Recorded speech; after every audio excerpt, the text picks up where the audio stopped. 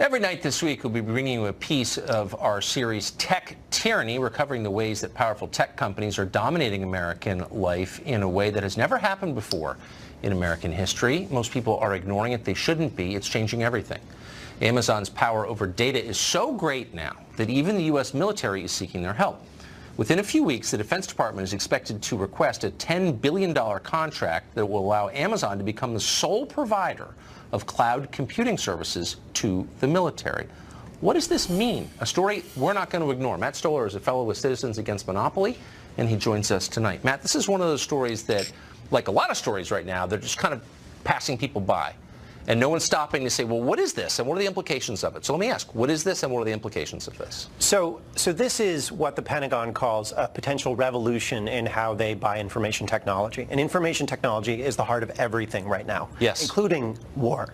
So this is a decision by the Pentagon, or potential decision by the Pentagon, to do something very unusual, which is to not have multiple suppliers of a key resource that they rely on, in this case, data. And they are handing over an important bottleneck of our national security to Jeff Bezos and Amazon. And that's something that should be very concerning to people, because Jeff Bezos has relationships, Amazon has relationships all over the world with all sorts of entities that could that have a reason to manipulate and undermine American national security interests. And even if they don't, even if Amazon does a great job and we have no other redundant cloud computing services, last year, because of a typo in an Amazon data center, a whole bunch of websites, 150,000 websites went down, including big ones like Pinterest, parts of Slack, and even the Securities and Exchange Commission. So it is a really dangerous thing to award a contract over such a vital resource to just one company. And the Pentagon needs to split this among multiple cloud computing service companies so that there's some basic redundancy and so that Jeff Bezos is not the sole guy who's in charge of this. A company that has relationships with foreign governments that we don't fully understand, as you pointed out.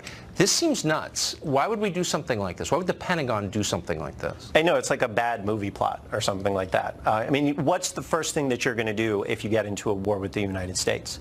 You know, you would undermine the Pentagon's ability to access its data. And if there's only one provider of data, if it's just Amazon AWS, it's much easier to do that than if you have multiple sources of supply. It's just basic national security strategy. So I'm not exactly sure what the Pentagon is thinking. I think there are probably multiple different power centers in the Pentagon that are thinking about this. They might believe that, you know, Amazon, if you just award it all to one company, that they will have the best security. But then, of course, if there's penetration of that one security barrier, then, you know, all your eggs are in that one basket. So there's different arguments for why you'd award a contract like this to one company, but it's probably a bad idea, and it's contra the long history of American national security policy. Has any company had more power in the history of this country or any other country than Amazon or Google, ever?